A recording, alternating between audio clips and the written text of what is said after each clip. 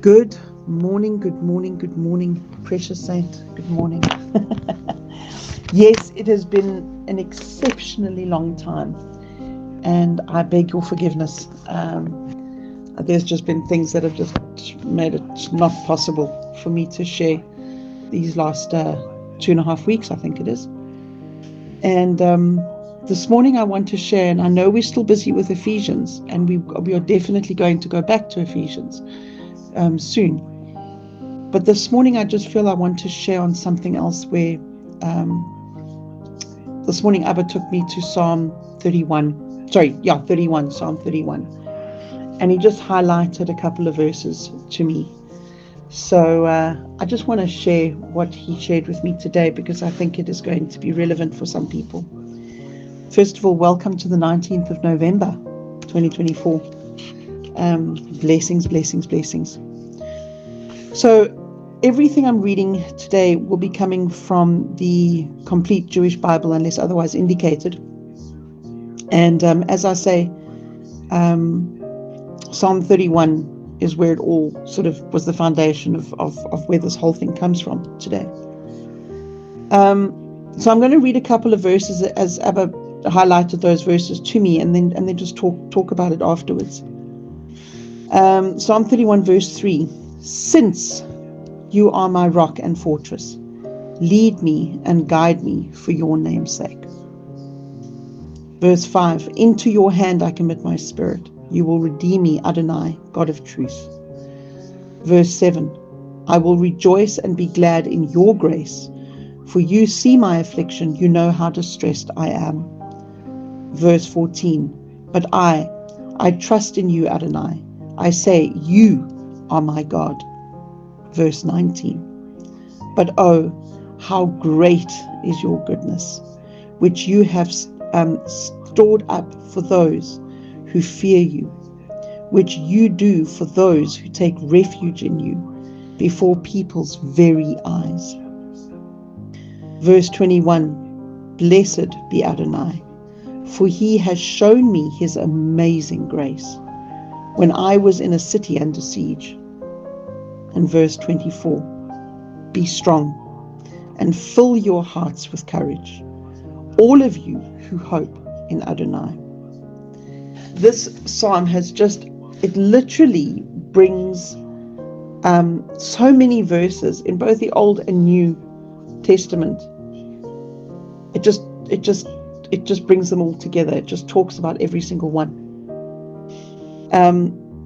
All of Romans 8:28 is in this verse.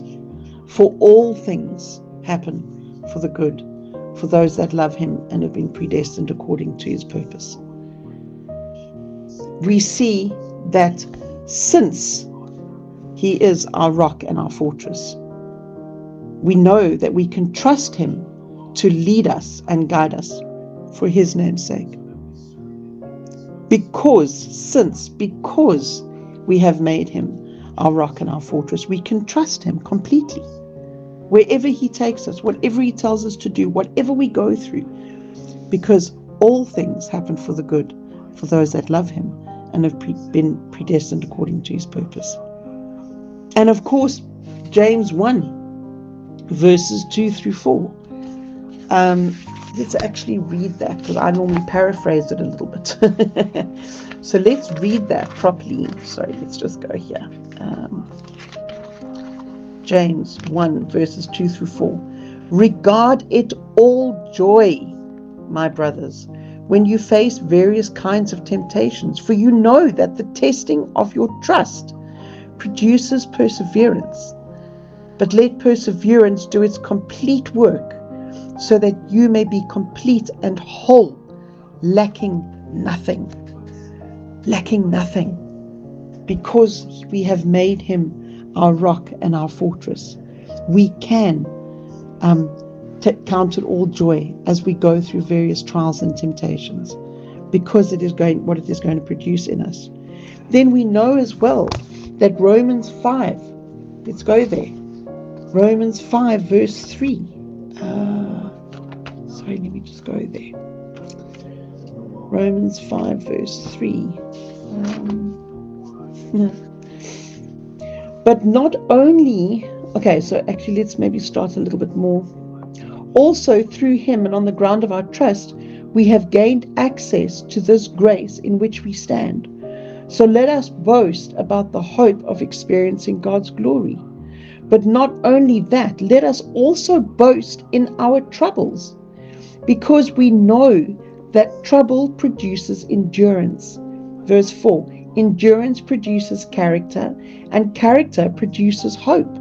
Verse 5, and this hope does not let us down, because God's love for us has already been poured out in our hearts through the Ruach HaKodesh, who has been given to us. Oh, I love it. I love it. And then listen to this.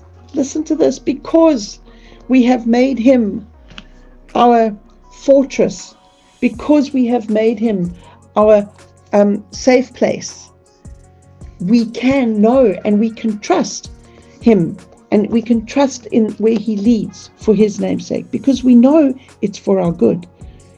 Now listen to this. Job 23 verse 10. Yet he knows the way I take. When he has tested me, I will come out as gold. Wow. Wow, wow, wow. And now listen to this one. This is so good. This is 1 Peter 1 verses 6 through 8. Rejoice in this, even though for a little while you may have to experience grief in various trials. Even gold is tested for genuineness by fire. The purpose of these trials is so that your trust's genuineness, which is far more valuable than perishable gold, will be judged worthy of praise, glory, and honor at the revealing of Yeshua, the Messiah. Without having seen him, you love him. Without seeing him now, but trusting in him, you continue to be full of joy that is glorious beyond words. Hey, man, it is so good. It is so good because we have made him our fortress and our safe place. Because he is the rock on which we stand. Because we have done this, all of the things we go through, we can know that we can trust him because of who he is, because of his incredible goodness.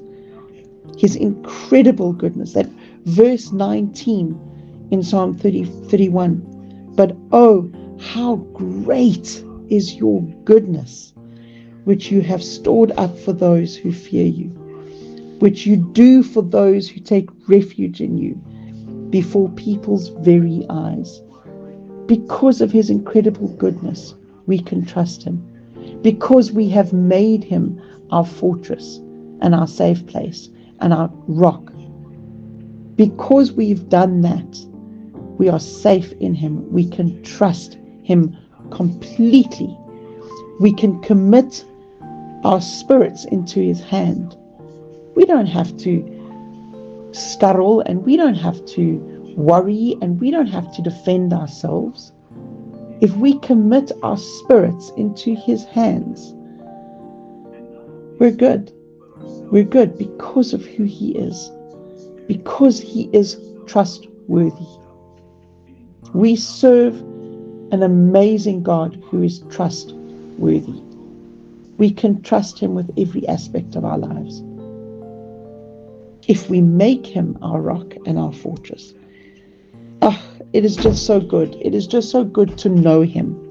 Isn't it? It's just so good to know him. To know that we can trust him so completely